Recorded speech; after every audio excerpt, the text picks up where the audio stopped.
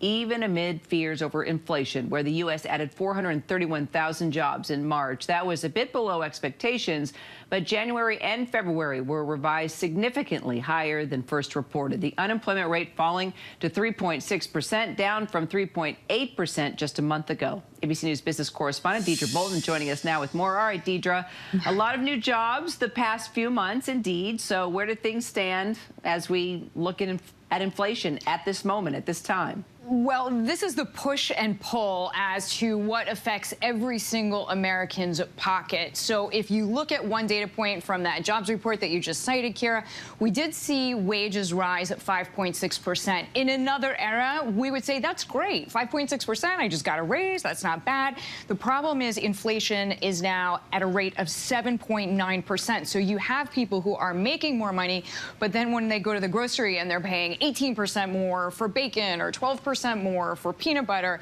they just don't leave with as many groceries as they used to for the same amount of money. As we know, it's not just in the grocery store, it's also at the gas tank.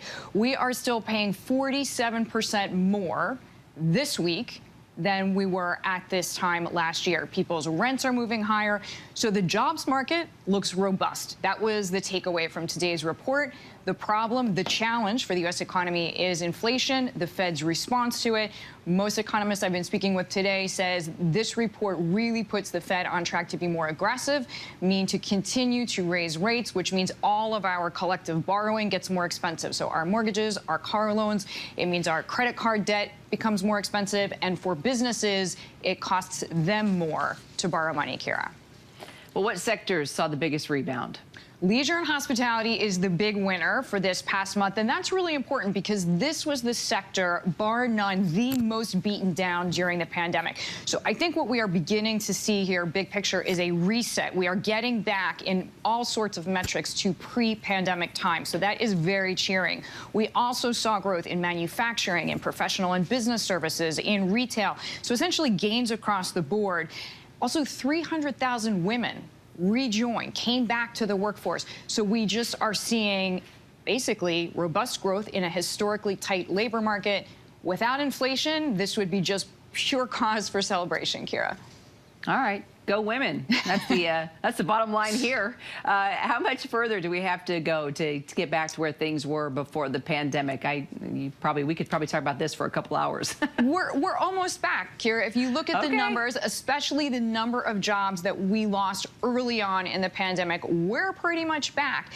And we have been adding for 11 straight months at least 400,000 jobs to the economy. The one even bigger cheerleader takeaway is the labor force participation rate. We are basically within 1 point. Why is that so important? That's all the people who were sitting on the sidelines and for whatever reason either choosing not to work or simply giving up. And that's a statistic that a lot of economists, again, in other eras focus on. It's usually one of concern when it's not strong enough. And what we got today was this indication we're within 1 point of where we were if you go all the way back to February 2020. So it, in theory, means that the people who want to work can find jobs, Kira. All right, Deidre. Hi, everyone. George Stephanopoulos here. Thanks for checking out the ABC News YouTube channel. If you'd like to get more videos, show highlights, and watch live event coverage, click on the right over here to subscribe to our channel. And don't forget to download the ABC News app for breaking news alerts. Thanks for watching.